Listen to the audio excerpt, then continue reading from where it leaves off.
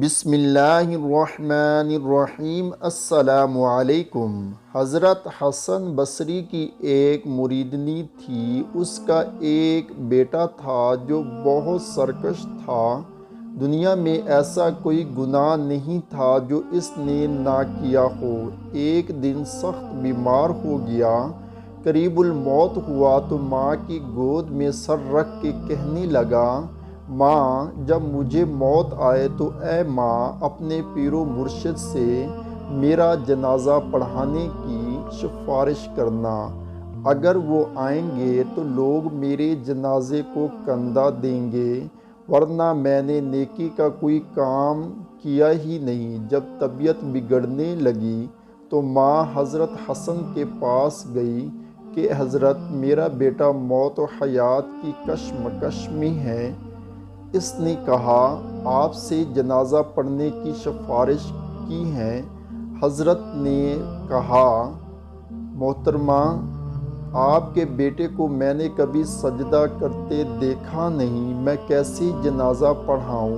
ماں بوجھل قدموں کے ساتھ ناکام واپس لوٹی اور بیٹے سے کہا، بیٹا اگر زندگی میں ایک بات مانی ہوتی تو آج میرے مرشد جنازہ پڑھانے سے انکار نہ کرتے۔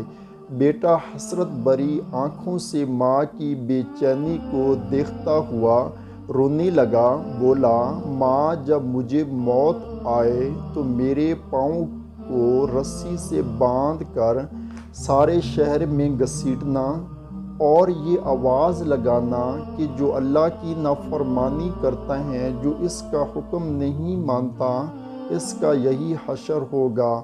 اور ماں پھر مجھے دفنانا نہیں، مجھے اس شہر کی سب سے گندی جگہ پھینکنا تاکہ لوگ مجھ سے عبرت پکڑیں۔ اس حالت میں اس لڑکے کی موت آئی اور روح پرواز کر گئی۔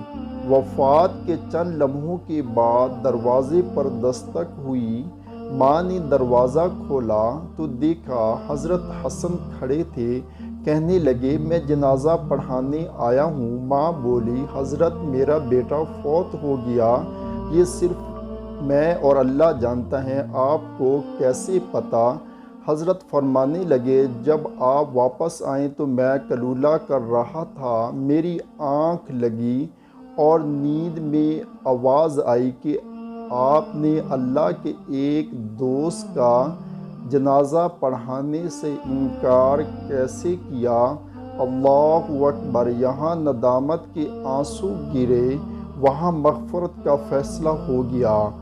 آپ سب لوگوں سے ریکویسٹ ہے کہ آپ کے شیئر کرنے سے ہزاروں لوگوں کے لیے سبق آموزہ ثابت ہو سکتا ہے، تو پلیز شیئر کریں۔ شکریہ، جزاک اللہ۔